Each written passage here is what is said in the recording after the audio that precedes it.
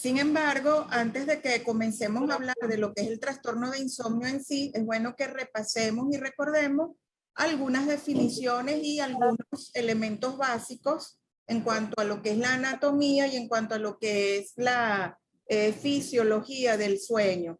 Yo envié hace unos días unas preguntas pre-test, me imagino que las deben haber contestado, y pues me gustaría que alguno de ustedes, empezando pues de lo más básico, de lo más sencillo, y luego iremos a lo más complejo, me definieran con sus propias palabras qué entienden por sueño, qué es el sueño, qué es el proceso del sueño. Correcto, es un proceso biológico, es un proceso fisiológico, es un proceso normal que presentan todos los seres vivos, y por supuesto que en los seres humanos es un proceso mucho más complejo. Como bien dices tú, es un proceso que nos permite el descanso, pero ese descanso no es que tenemos el cerebro completamente desconectado. Nuestro cerebro, incluso a pesar de que estamos durmiendo, sigue trabajando, sigue funcionando, ¿no? Hay unas estructuras que se activan y hay otras estructuras que se desactivan para que el proceso se pueda llevar a cabo. Entonces nos vamos a guiar por la siguiente agenda. Una breve introducción, vamos a ver cuáles son las etapas del sueño, los procesos de regulación de la vigilia y el sueño, cómo está organizado el sueño fisiológicamente, mencionar los relojes biológicos de los cuales disponemos para que se lleve a cabo el proceso del sueño, y pues obviamente vamos a entrar en sí en lo que serían los trastornos del sueño. Si podemos abarcar toda la agenda el día de hoy, perfecto. Si no, podemos continuar la próxima semana. Y fíjense que cuando vayamos a hablar de trastornos del sueño, yo mostraré aquí un cuadro que es la última clasificación que se hizo en cuanto a trastornos del sueño, que hizo la Academia Americana de Medicina del Sueño, que es la clasificación internacional de los trastornos del sueño.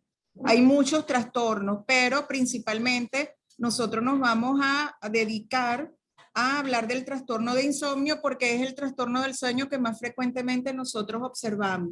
Es el que más frecuentemente ustedes van a tratar y es el que más frecuentemente se encuentra acompañando patologías tanto médicas como patologías psiquiátricas.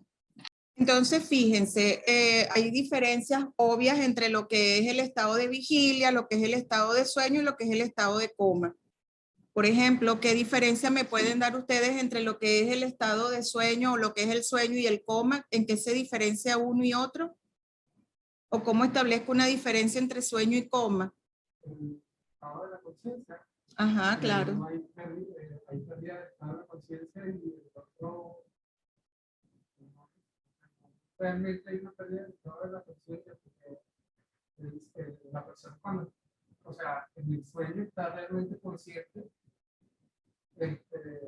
Solamente que hay como una fase de reposo también cerebral. Claro, y dependerá de la etapa del sueño en la cual se encuentra el individuo, porque recuerden que, como veremos más adelante, existe una etapa de sueño superficial, ¿no? La diferencia entre el coma y el sueño es que si nosotros, mientras estamos durmiendo, somos lo suficientemente estimulados, podemos regresar al estado de vigilia, podemos regresar al estado de alerta. Pueden haber estímulos ambientales, ruidos, estímulos por temperatura que nos pueden despertar, nos pueden hacer volver. Mientras que en un estado comatoso, el paciente prácticamente no responde a ningún estímulo. Bueno, también dependerá del estado, ¿no? del coma, pero no son pacientes que respondan a los estímulos de manera eficaz o rápida como un paciente que lo que está es durmiendo, ¿no? Ok, entonces fíjense, funciones del sueño. ¿Por qué es importante el sueño? Eso también creo que fue una pregunta que yo mandé del pretest, ¿no? ¿Qué investigaron o qué saben ustedes en relación a las funciones del sueño? Porque es importante dormir y dormir adecuadamente. Una de las funciones principales que era proporcionar esa recarga de energía al cuerpo y específicamente al cerebro. Eso lo logramos en el descanso. Con respecto al punto que estaba diciendo para intervenir, el punto anterior, creo que la diferencia más básica de la defensa del coma y el sueño es que uno es una condición patológica, pero una condición fisiológica. Claro, por supuesto. Exactamente. El sueño implica mucho, o estamos relacionados con el sistema inmunológico y el metabólico también. Es importante siempre dormir horas establecidas, 8 horas como mínimo, porque se recupera o se mantiene un estado metabólico balanceado, por así decirlo.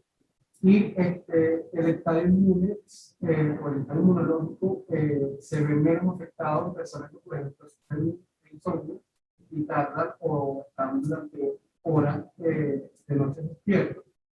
Y pueden tender a tener un sistema inmune mucho más frágil. Fíjense, todo lo que dicen es completamente cierto. Es importante dormir porque si no dormimos bien, si no dormimos adecuadamente, entonces estamos más propensos a desarrollar enfermedades, tanto médicas como enfermedades psiquiátricas. De hecho, en muchos pacientes psiquiátricos, uno de los primeros signos o síntomas de alarma cuando se van a empezar a descompensar o se están descompensando es la falta de sueño. Es lo primero que se altera en la mayoría de los pacientes psiquiátricos. Comienzan a tener entonces insomnio de algún tipo, ¿no? Entonces, el sueño es importante porque, como mencionaba el joven allá, se cumple la función reparadora. O sea, es durante el sueño y durante el sueño profundo cuando verdaderamente ocurre la función reparadora. Es decir, que si ustedes duermen durante la noche y se levantan y sienten que descansaron, que durmieron de manera adecuada, que verdaderamente están descansados, entonces quiere decir que sí alcanzaron etapas profundas del sueño, quiere decir que sí llegaron a lo que llamamos entonces el sueño de ondas lentas o el sueño de ondas delta, que es donde verdaderamente se descansa. De hecho, hay un aforismo que usamos que decimos, si una persona tiene un sol alterado, es porque tiene alguna alteración a nivel del sueño. O sea, si usted amanece cansado es porque tiene un sol alterado. Es decir, que si tiene un sueño de ondas lentas alterado, ese paciente va a amanecer cansado, se va a levantar fatigado, así haya dormido 8, 10 y 12 horas. Aquí lo importante, más que la cantidad de sueño, es la calidad del sueño.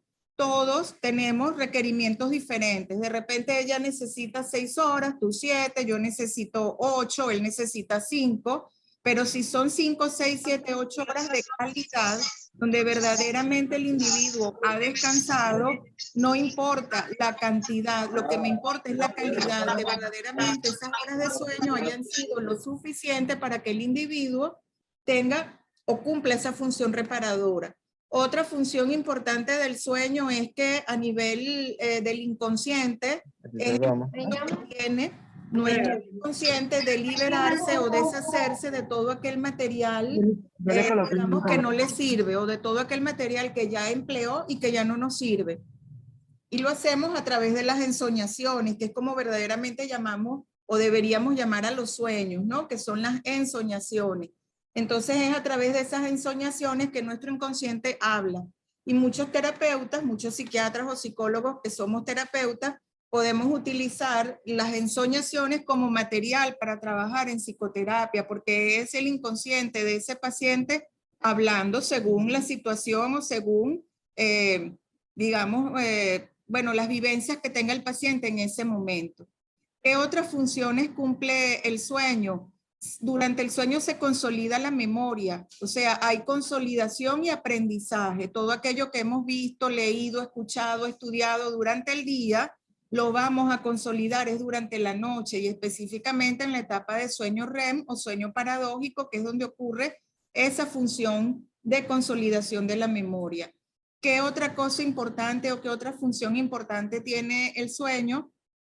Es importante porque durante él se están regenerando células, se están regenerando tejidos, hay renovación celular y tisular de tejidos. Por eso es que nos importa que nuestros pacientes médicamente enfermos o pacientes que están en un postoperatorio duerman adecuadamente, porque eso también va a acelerar el proceso de cicatrización y de regeneración de tejidos. ¿Qué otra cosa importante tiene el sueño? ¿Qué otra función importante tiene el sueño que ustedes hayan leído, que ustedes recuerden? Y tiene que ver también mucho con los niños y los adolescentes. Exacto, que se secreta la hormona del crecimiento y sabemos que el estímulo para que ocurra la secreción de la hormona del crecimiento es la oscuridad, es la oscuridad de la noche. Entonces, por eso es importante que también nuestros niños y adolescentes duerman adecuadamente para que se pueda secretar la hormona del crecimiento y también las hormonas sexuales también se secretan durante la noche.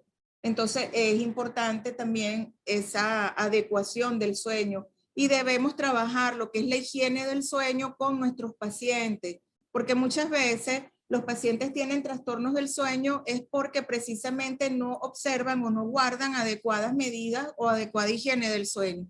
Y a veces con solo modificar eso, el paciente mejora.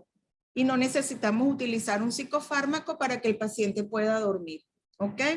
¿Alguna otra función que ustedes recuerden del sueño o que hayan leído? Bueno, durante el sueño también hay desarrollo del sistema nervioso del feto, también durante el sueño de la madre, y obviamente el feto también duerme y durante esas horas entonces también hay un desarrollo adecuado de lo que es el sistema nervioso central del feto en crecimiento, ¿no? Entonces, bien, fíjense, vamos a pasar a lo que son las etapas del sueño. El sueño tiene dos etapas o tiene dos fases. Tenemos la etapa de sueño no REM, o en español sería no more, que viene de movimientos oculares rápidos, y tenemos una etapa de sueño REM o sueño more, que significaría movimientos oculares rápidos, ¿sí? El sueño no REM a su vez contiene 3 o 4 etapas, depende de la literatura. En algunas vamos a encontrar hasta 3 etapas y en otros libros podemos encontrar hasta 4 etapas.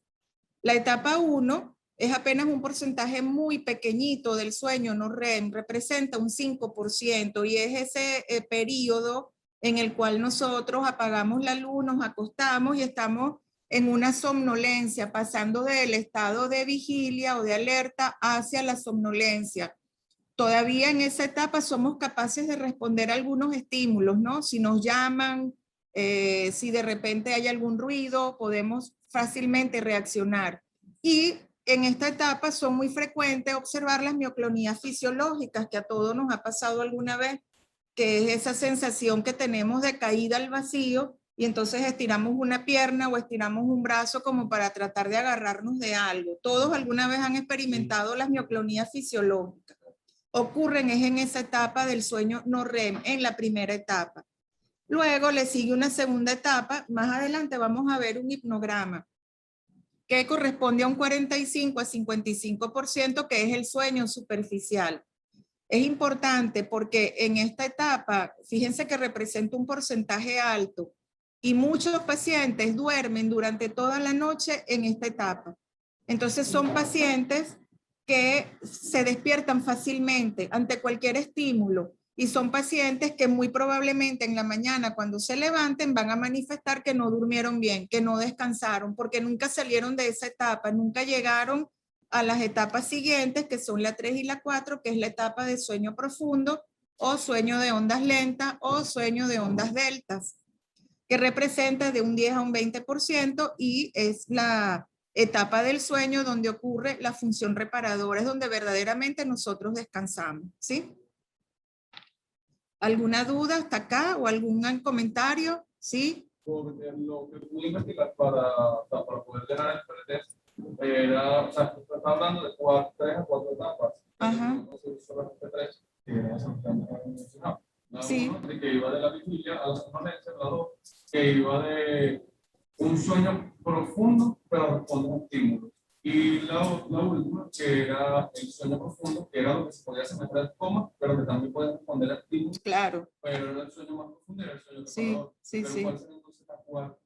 No, lo que pasa es que en el pasado algunas literaturas colocaban una etapa 4, la etapa 3 como previa a esa etapa 4. O sea, en realidad no había ninguna diferenciación entre una y otra.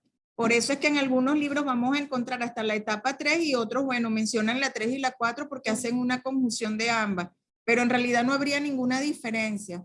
Digamos que la 3 es como la antesala, pero en realidad de allí a dormir profundamente en realidad no hay diferencia, pues ninguna. Y luego vamos a pasar a la etapa de sueño REM, que es el llamado sueño paradójico. Del sueño REM es responsable la formación reticular activadora, o sea, esta es la estructura del sistema nervioso que se activa para que ocurra el sueño REM. Se llama sueño paradójico porque el individuo está prácticamente paralizado. Tenemos un cuerpo prácticamente paralizado con un cerebro que está activo, con un cerebro que está altamente activo. Obviamente que por razones obvias, por razones de supervivencia, por razones de vida, el cuerpo no está 100% paralizado. Entonces, ¿qué musculatura y qué telereceptores estarán activos en esta etapa del sueño? La musculatura respiratoria, ¿qué más? Y fíjense el nombre, REM o MOR. Los músculos oculares, ¿y qué más? En esta etapa, muchos pacientes se pueden despertar ante cualquier estímulo. ¿De qué tipo? Auditivo. Auditivo. Por eso es que en esta etapa solamente están activos el oído interno, los músculos oculares y los músculos respiratorios. De hecho, hay personas, no sé si a alguno de ustedes les habrá pasado, que dicen que a pesar de que están dormidos, son capaces de oírse los latidos cardíacos o el latido yugular, que son capaces como de percibir estímulos como muy complejos o como muy difíciles, ¿no? Como muy agudos, como muy, sí, son como muy sensibles.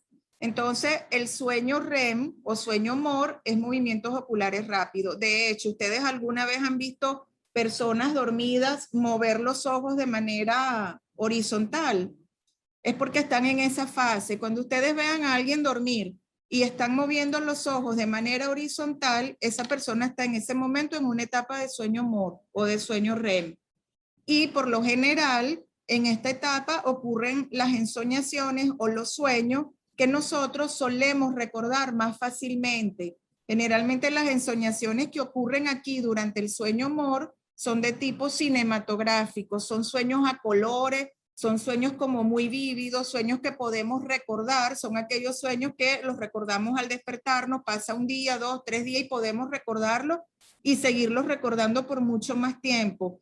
También se plantea que está ocurriendo ese movimiento horizontal de los ojos porque el paciente, bueno, la persona dormida está siguiendo visualmente todas aquellas imágenes que se están presentando en el sueño y por eso ocurre ese movimiento ocular.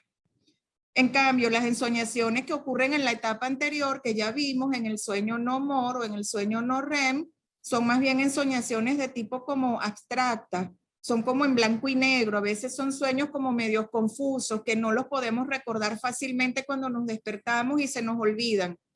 Eso que dice la gente, yo nunca sueño, es falso, siempre soñamos, siempre estamos soñando, siempre tenemos ensoñaciones porque de hecho es una actividad protectora del cerebro. Lo que pasa es que dependiendo de la etapa en la cual se presentó el sueño, podemos recordar o no. Y no recordamos cuando ocurren en la etapa de sueño no REM. Pero los sueños REM siempre los vamos a recordar. Bueno, en este sueño REM o sueño MOR, también tenemos que participa la formación reticular continua, hay atonía muscular como ya les dije, y también las funciones de esta etapa, principalmente lo que ya habíamos dicho minutos atrás. Ahí es donde ocurre la consolidación de la memoria y el aprendizaje. Es aquí durante esta etapa donde estamos aprendiendo todo aquello que hemos estudiado, que hemos leído, que hemos escuchado, que hemos visto, etc. Y fíjense, aquí tenemos las fases del ciclo del sueño. Aquí tenemos en este color rosado claro el estado de alerta o vigilia.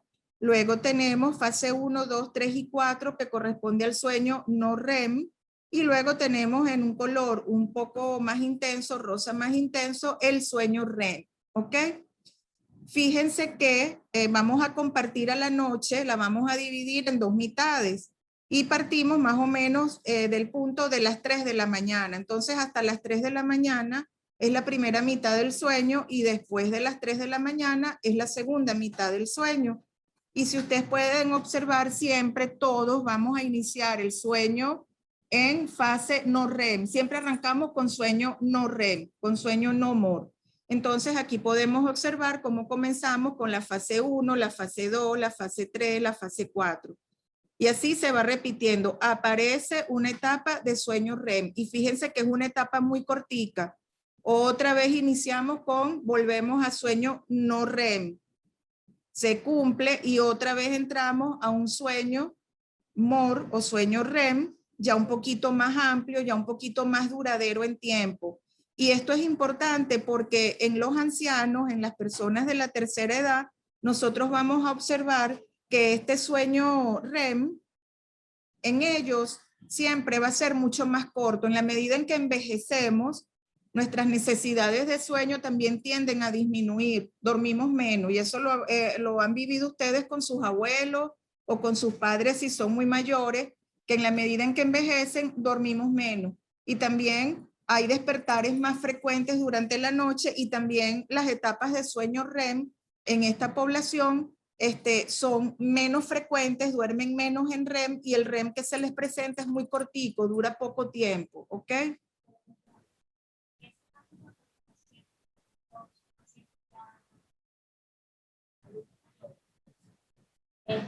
Y ellos prefieren, por ejemplo, que ellos duermen solamente 5 horas. Y en esas 5 horas ellos se sienten bien, no se sienten cansados. Igual es necesario darle un tipo de medicación para dormir o algo así. No, porque si la persona no se queja, si para ella no constituye una queja, no constituye un problema, no tenemos por qué medicar. Y si la persona verdaderamente descansa, no tenemos por qué medicar. No podemos pretender que vamos a poner a dormir a todo el mundo la misma cantidad de horas. Recuerden que cada quien tiene sus necesidades según la actividad física, según la actividad intelectual, según la edad, según el género, según una cantidad de cosas, ¿sí? Ya después más adelante, no creo que a lo mejor hoy de tiempo, pero podemos, cuando hablemos del insomnio, lo vamos a hablar también por edades. Entonces vamos a hablar mucho de la tercera edad porque es una de las poblaciones más afectadas con trastorno de insomnio. Entonces, mire, fíjense, volviendo acá.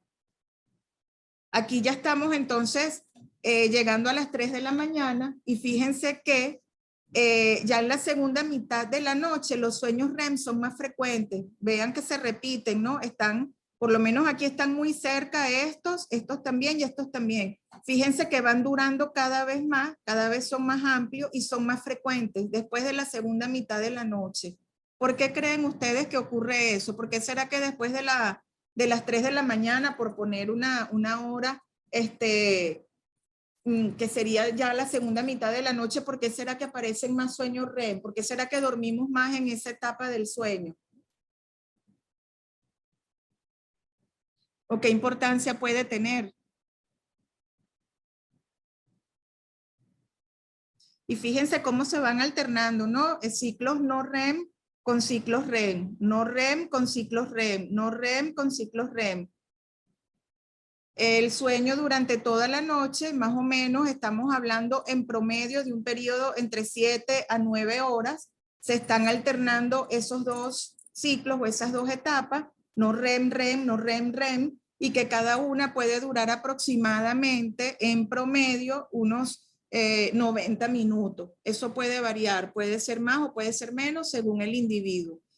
Lo importante de estos sueños REM es que se presentan ya muy cerca de la hora en que nos vamos a despertar. O sea, necesitamos estar menos profundo o menos profundamente dormidos y más cerca del estado de alerta para que nos podamos despertar a las 5, a las 6, a las 7 de la mañana, a la hora que el individuo habitualmente tenga estipulado despertarse. Por eso, porque necesitamos estar debemos estar más cerca de lo que es la vigilia y lo podemos hacer es a través del sueño REM, porque si estamos en una etapa de sueño profundo, si estamos en etapa o fase 3 o 4, no nos vamos a despertar fácilmente. Bueno, esto para hacer un breve resumen, el sueño REM ocurre periódicamente durante la noche. Cada episodio puede durar entre 5 a 45 minutos. 5 minutos, si nos volvemos a la lámina anterior, serían estos que son muy angosticos, ¿no? Estos espacios o estas fases que son muy corticas. Cada episodio de sueño REM sigue a un episodio de sueño no REM y la duración de cada episodio de sueño REM se vuelve más prolongada a lo largo de la noche. Por lo que les decía, porque necesitamos estar ya más cerca de la vigilia o del estado de alerta para podernos despertar. Esto sería la distribución del sueño de manera fisiológica. Fíjense, si le hacemos a un paciente o a una persona un electroencefalograma, estas serían las ondas o el registro electroencefalográfico en un estado de vigilia, ¿no? Que sería un ritmo alfa. Ahora, cuando el paciente está, por ejemplo, en sueño REM o sueño paradojal, tenemos este tipo de registro electroencefalográfico que son ondas en dientes de sierra. Fíjense la particularidad de cómo son estas ondas. Luego, aquí dice etapa 5 porque obviamente si estamos hablando que el sueño no REM tiene 3 o 4 etapas y después le sigue el sueño REM, ellos lo colocarían como una etapa 5, pero no porque forma parte del sueño no REM, esto es sueño REM. Ya cuando nos estamos quedando dormidos, la primera etapa del sueño no REM, tenemos un ritmo teta, fíjense que son ondas bajitas de amplitud. Luego en el sueño ligero tenemos los complejos Q, que son estos que vemos acá. Es lo característico en el electroencefalograma, observar estos complejos Q, perdón. Luego tenemos en el sueño profundo, que es el sueño de ondas delta o el sueño de ondas lentas. Y que cada vez que se va haciendo más profundo el sueño, miren cómo va alcanzando amplitud este tipo de ondas delta. ¿Quién regula la vigilia y quién regula el sueño? El sistema activador reticular es el responsable de que estemos como estamos ahorita, alerta, a menos que alguno esté medio somnoliento porque no durmió bien o porque esté bajo efectos de algún medicamento o lo que sea, o por cansancio, ¿no? Y de la vigilia también es responsable las neuronas colinérgicas. Obviamente tenemos que tener nuestro sistema colinérgico activo, las catecolaminas que se están liberando, las neuronas histaminérgicas también están produciendo histamina, las peptidérgicas, el sistema sensitivo que tiene que estar alerta, así como el sensorial. Ajá, aquí preguntan que si para llegar al sueño REM se debió pasar por fase 3 y 4 de sueño no REM, o es posible llegar al REM sin tener un sueño profundo. Sí se debería o sí se debe pasar por las etapas 3 y la etapa 4 del sueño REM. Pero también es cierto que cuando veamos las alteraciones del sueño, hay ciertas patologías donde estas etapas no se dan o se dan de manera muy leve, muy corta, muy superficial. Entonces es cuando el paciente clínicamente comienza a presentar ciertas alteraciones porque estas etapas no se han cumplido de manera adecuada. La otra pregunta es que si es posible que en los ancianos recuperar el sueño REM con algún fármaco o como es un cambio fisiológico no hay que tratarlo. No, no hay que tratarlo porque es un cambio fisiológico, es un cambio esperado para la edad. Por lo general, nuestros adultos mayores, generalmente lo que observamos es que tienen una fase adelantada del sueño, ¿sí? Es decir, que se acuestan a dormir muy temprano y por eso los llamamos gallinita. A diferencia de los adolescentes o de los adultos jóvenes, por ejemplo ustedes, que los llamamos los búhos, porque son noctámbulos, porque tienen una fase del sueño retrasada, se duermen mucho más tarde. Entonces lo que podemos hacer con nuestros adultos mayores es tratar de corregir ese problema de la fase adelantada del sueño, pero el sueño REM no tenemos que intervenir farmacológicamente porque es algo normal, es algo fisiológico esperado para la edad. Listo, sí. Y volviendo acá, entonces, a la regulación del sueño profundo, tenemos que de este sueño son responsables las neuronas serotoninérgicas, las neuronas que producen serotonina. Recuerden que cuando tenemos un paciente, por ejemplo, con un episodio depresivo, o cuando tenemos pacientes con trastorno de ansiedad, cualquiera de ellos en ese espectro, uno de los principales, digamos, alteraciones o problemas que van a presentar estos pacientes son alteraciones del sueño, ¿cierto? Y es precisamente por eso, porque hay niveles bajos de serotonina que explican la depresión, que explican la ansiedad, que explican los trastornos del sueño. ya que estos núcleos o estas neuronas serotoninérgicas son responsables del sueño profundo, así como también la adenosina, el GABA, que es otro neurotransmisor, el ácido gamma aminobutírico y los péptidos. El GABA es un neurotransmisor excitatorio o inhibitorio. Inhibitorio. Y recuerden que justamente es allí donde van a actuar las benzodiazepinas. Ya cuando veamos farmacología o tratamiento farmacológico del insomnio, pues vamos a ver cómo es que funcionan, cómo es la farmacodinamia de las benzodiazepinas, pero actúan es a nivel de los receptores GABA, ¿sí? Bueno, fíjense que cuando tenemos, por ejemplo, pacientes con trastornos del sueño, y clínicamente nosotros hemos hecho diagnósticos, porque hay diagnósticos en trastornos del sueño que son netamente clínicos, pero hay otros diagnósticos que debemos apoyarnos en estudios más específicos, ¿no?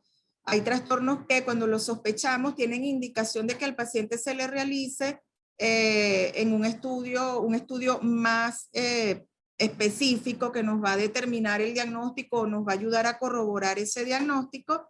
Y estamos hablando de la polisomnografía, que se hace en un estudio de sueño, en un laboratorio de sueño. Se le indica al paciente pues acudir a ese laboratorio, ahí va a pasar la noche completa, 7, 8 horas. A esos pacientes pues se les indica llevar su propia ropa de cama, su pijama, o sea, todo como si estuviera en su casa. A veces resulta un poco incómodo porque recuerden que aquí se está recogiendo un registro tanto electroencefalográfico como electrooculográfico y electromiográfico. Entonces el paciente va a estar conectado a muchos aparatos, a muchos dispositivos, y eso también ya puede un poco incomodarlo y no le permite relajarse para que pueda iniciar el sueño. Sin embargo, este es un estudio que es necesario hacerlo, por ejemplo, en aquellos pacientes en los cuales sospechamos que pueda tener el síndrome de apnea, hipopnea del sueño, pacientes que tienen también diagnóstico o sospechamos el diagnóstico de un síndrome de movimientos periódicos de los miembros, que generalmente ocurre a nivel de los miembros inferiores, pero también puede involucrar a los miembros superiores. Entonces hacemos esta polisomnografía y se recoge todo un registro durante 7 u 8 horas de lo que es el estudio del sueño, ¿no? Para poder dar algún tipo de diagnóstico o corroborarlo. Ahora bien, ¿cuáles son las necesidades de sueño según la edad? Por ejemplo, los recién nacidos sabemos que pasan prácticamente todo el día durmiendo, ¿no? Casi que duermen las 24 horas del día. Y los recién nacidos pasan la mayor parte del sueño, el 50% de su sueño es sueño REM. Durante la lactancia tienen ya una vigilia un poquito más prolongada, pueden estar más tiempo despiertos, ya hay consolidación del sueño nocturno, ya pueden comenzar a dormir un poco más en la noche o un poco más parecido a lo que, por ejemplo, puede dormir un adulto. Y el sueño REM ya disminuye, ya más o menos representa de un 25 a un 30%. Entre 1 y 3 años, generalmente ya comienzan a aparecer algunas siestas diurnas. Las siestas no son malas ni están contraindicadas si se cumplen de manera adecuada. Siempre se le dice al paciente que si necesita una siesta, esta no debe ser mayor de unos 30 o 40 minutos. Y sobre todo si la persona se queja de que tiene problemas para dormir, porque si un paciente duerme 1 hora, 2, 3, 4, 5 horas en el día, entonces ¿qué esperamos que ocurra de noche? No va a dormir, imposible, porque durmió tanto en el día que eso va a dificultar la conciliación y el mantenimiento del sueño. ¿Okay? Entre los 4 y los 5 años y la adolescencia, entonces ya están más hipervigiles, ¿no? Ya tienen como una fase retrasada del sueño, se pueden dormir muchísimo más tarde y por lo general tienden a dormir muchas horas. Cuando somos adolescentes o los adolescentes, si tienen hermanos, sobrinos, primos adolescentes, ustedes observan que duermen mucho, ¿no? 9, 10, 11, 12 horas, que a veces hay que irlos a levantar porque si es por ellos siguen durmiendo. ¿Ok? Los individuos jóvenes pueden muchas veces necesitar una siesta a mitad del día. ¿Alguno de ustedes la hace? O siente, sabe que la necesita, pero no la puede hacer, ¿no? Exacto. Y si la hago, es como de 3, 4 horas. Bueno, no es una siesta. Te acuestas a dormir. Por ejemplo, hoy me acosté Ajá. Y mi pareja, Bueno, o sea, no has dormido, estás trasnochado. Y seguramente, si no ahorita, dentro de un rato vas a comenzar a manifestar los síntomas diurnos propios del insomnio, ¿no? Del que no duerme bien.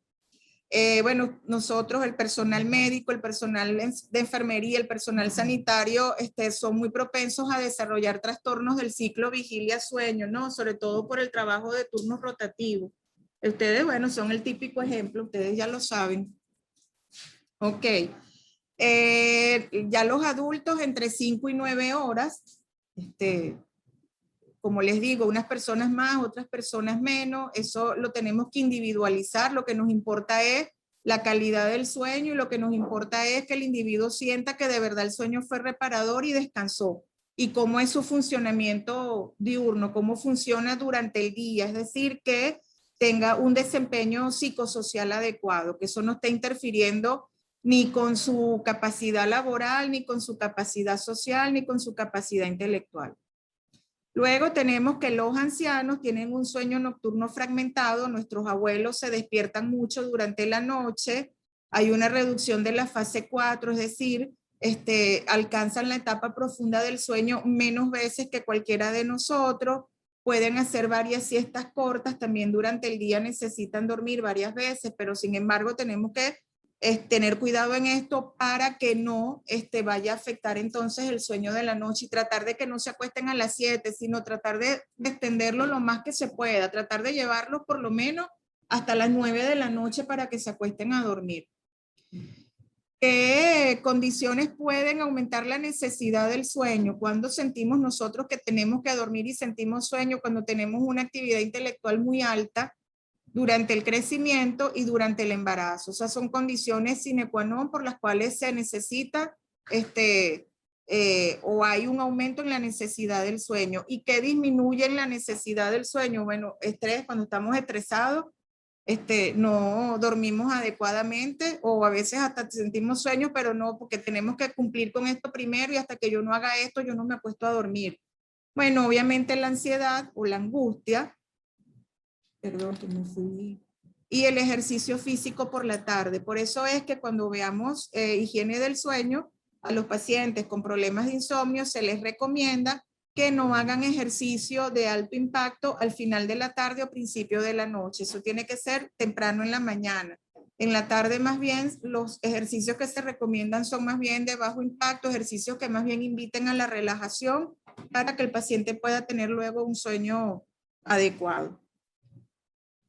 Bueno, tenemos nuestros relojes biológicos, el ritmo circadiano, obviamente, que es el ritmo día-noche. Tenemos también el núcleo supraquiasmático, que ya lo vamos a ver en un dibujito por allí. Los impulsos que entran por nuestra retina, el pH de la sangre es importante y la glicemia. ¿Cómo se le llama eso que nos da cuando, por ejemplo, almorzamos a la 1:30, 2 de la tarde y después sentimos aquel down? La marea alcalina, por eso es importante también el pH de la sangre y por eso también es importante a qué hora vamos a comer, a qué hora debemos hacer nuestras comidas, ¿no? Fíjense que todo guarda relación.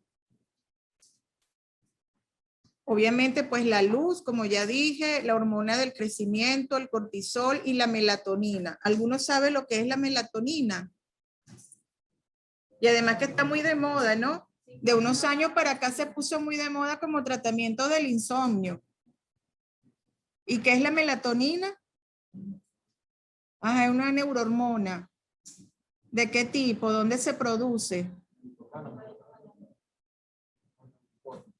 Neurohipófisis. Es una hormona o una neurohormona producida por la hipófisis. Ok. Pero también tenemos en otras partes de nuestro cuerpo también se produce melatonina. ¿En qué otras partes? En menor cantidad, pero se produce.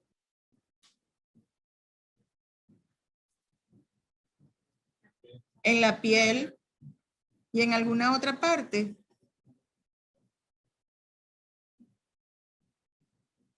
Bueno, investigan si hay otros órganos que producen melatonina. Todos producimos melatonina, es una hormona que se produce normalmente y sobre todo en la niñez, en la adolescencia y en la adultez joven, la producción es mayor, pero sabemos también que en la medida en que envejecemos, también la producción de melatonina es menor. En la medida en que nos hacemos viejos, producimos menos melatonina y por eso es que también vemos que es otro factor que influye para que nuestros ancianos tengan un ciclo o una fase de sueño adelantada. Producen menos melatonina y se duermen mucho más rápido. ¿Perdón? Ok. Bueno, fíjense, aquí de manera muy rápida lo que voy es a señalar, obviamente en nuestro lóbulo frontal, cómo estará durante el sueño, activo o hipoactivo. ¿Ah?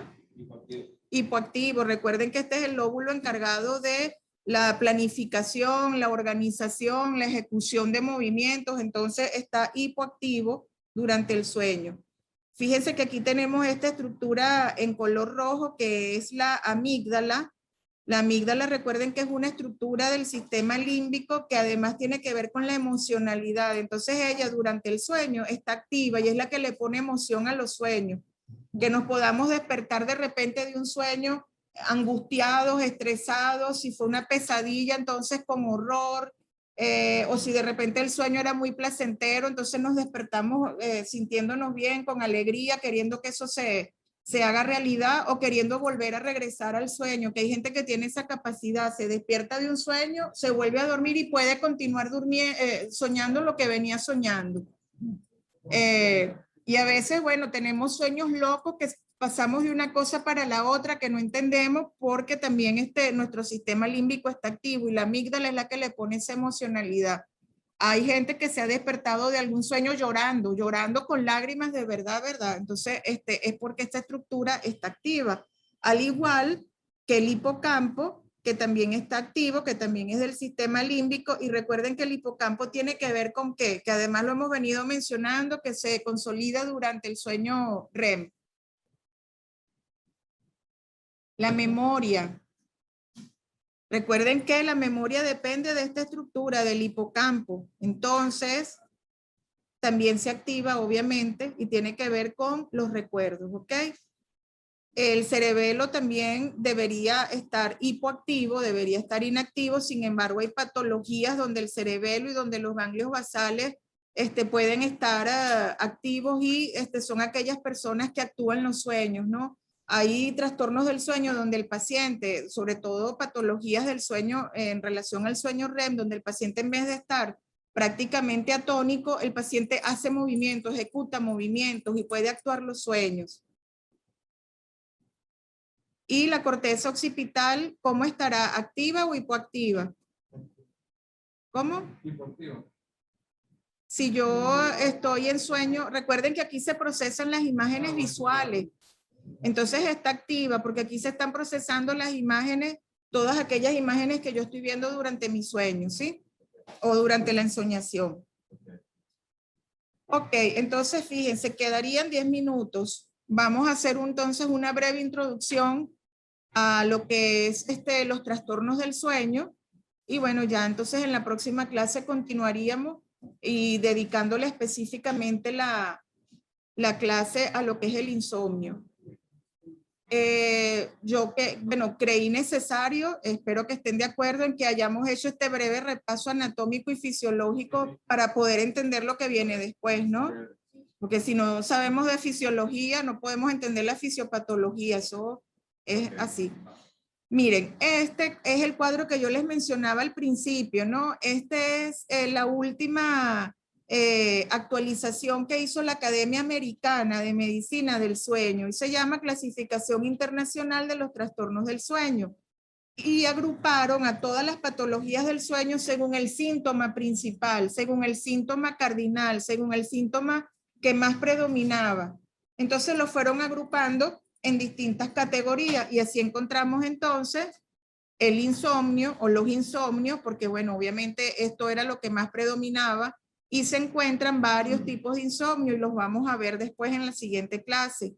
Tenemos el agudo, el psicofisiológico, paradójico, idiopático, por alteración mental, por mala higiene del sueño, el conductual de la infancia, inducido por fármacos, por otras enfermedades, el no orgánico y el no clasificable. Luego agruparon otros trastornos del sueño que tienen que ver con alteraciones respiratorias. Y generalmente aquí, pues, cuando tenemos pacientes con estas alteraciones, trabajaríamos en conjunto psiquiatría y neumonología. Entonces están los trastornos del sueño que se deben a las apneas centrales, al síndrome de apnea obstructiva del sueño, hipoventilación, trastornos respiratorios nocturnos secundarios y así pues todo esto que pueden ver acá.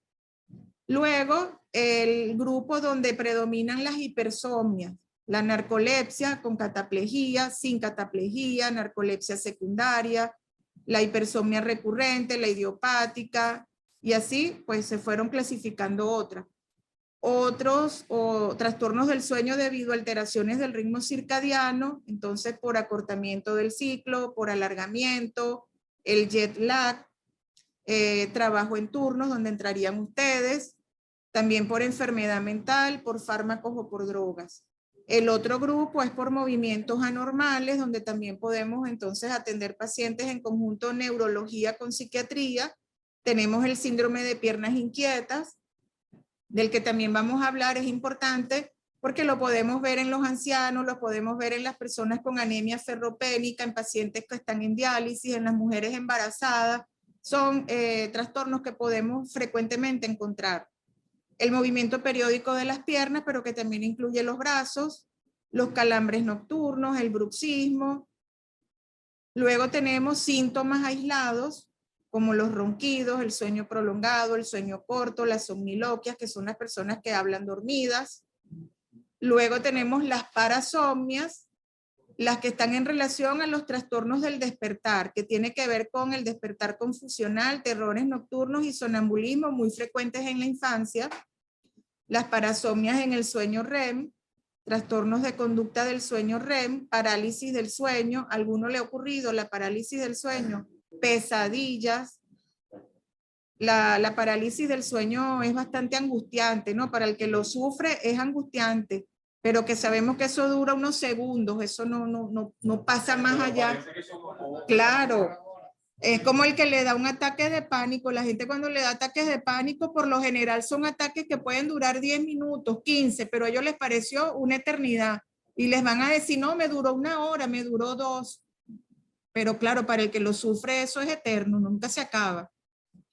Y luego tenemos otras parasomnias, disculpen, donde tenemos la enuresis, tenemos alucinaciones del sueño, las personas que comen, que tienen conducta alimentaria durante la noche, los trastornos disociativos, etc. ¿Ok? Con las alucinaciones del sueño, recuerden que decíamos, creo que en la clase pasada, que hay 2 tipos de alucinaciones que se pueden presentar durante el sueño y que son normales. Las que ocurren al principio, cuando nos estamos quedando dormidos, que las llamamos hipnagógicas, y las que ocurren cuando nos estamos ya despertando, que son las hipnopómpicas. Eso puede ocurrir y es normal. Ahora, si esto se presenta todos los días, todas las noches, entonces hay que investigar qué otras bases patológicas hay o a qué otras cosas puede estar asociado para entonces tratar esa situación. Y bueno, ya para la siguiente clase vamos entonces a entrar en sí lo que es el trastorno de insomnio y comenzaríamos con los criterios diagnósticos. Cuando hablamos de que un paciente tiene o sufre de trastorno de insomnio. ¿Okay? Bueno, gracias por su atención a los presentes, gracias también por su atención a los que no pudieron estar acá, pero que están conectados. Y bueno, estamos para aclarar dudas, preguntas. Si en este momento hay alguna duda, la pueden enviar por el chat o los presentes. Si quieren hacer algún comentario, quieren añadir alguna experiencia con algún paciente, lo pueden hacer. ¿Alguno quiere hacer algún comentario? ¿O ha tenido alguna experiencia con pacientes aquí hospitalizados con trastorno de sueño? Salud. Cuando duermo, o sea, yo sé que conscientemente en mi cuerpo tengo que mover el pie para dormir. Ajá. Pero dicen que después de horas, o sea, de tiempo que ya yo paso el día, me muevo el pie. Claro, no les doy patada, pero, o sea, sí se siente el movimiento en la noche. De hecho, el último temblor que se sintió, yo estaba dormida, profunda, y me despertaron y dijeron, mira, está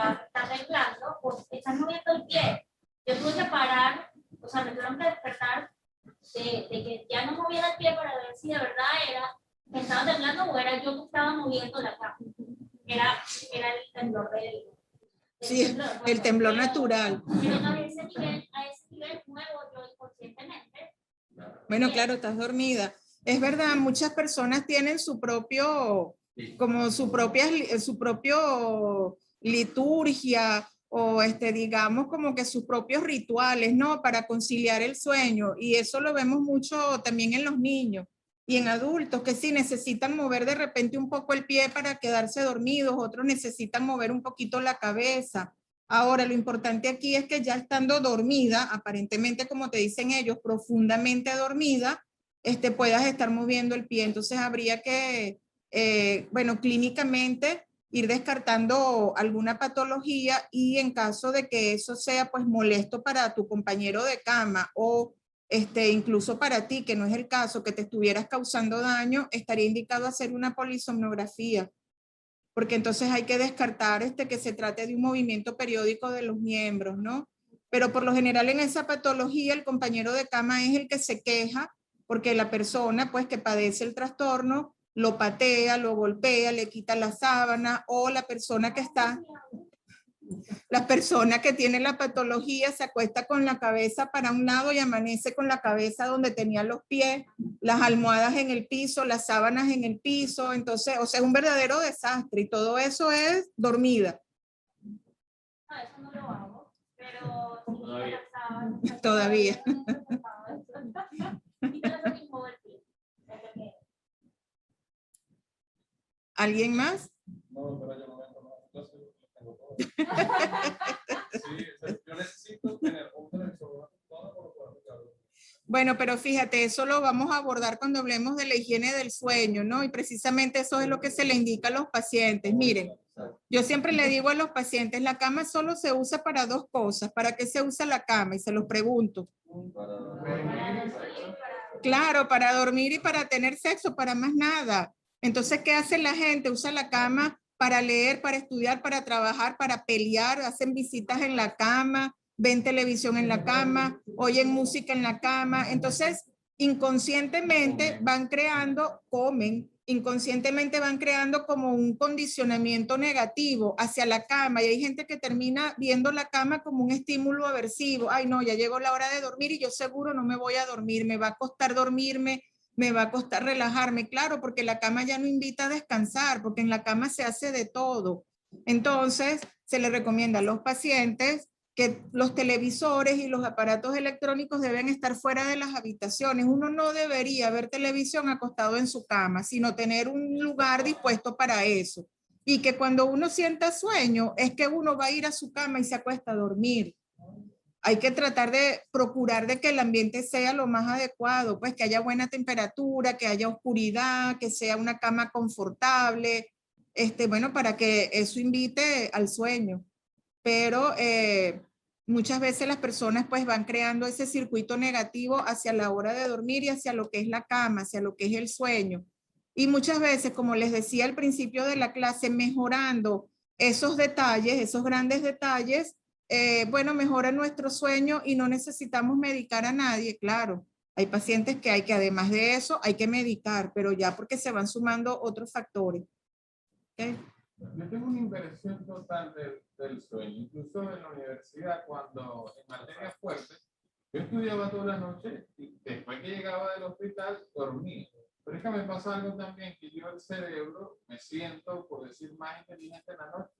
Siento que aprendo más, lo siento más activo, entonces aprovecho ese momento. Pero de verdad es muy malo. Sí, fíjense. Hay gente que generalmente los adolescentes o la gente joven como ustedes, bueno, y también gente de mi edad y mayor que yo, sienten que son más productivos de noche que de día, ¿no? Es algo que la persona, bueno, se acostumbró a eso, creó ese hábito y al crear un hábito a veces es muy difícil quitárselo, ¿no?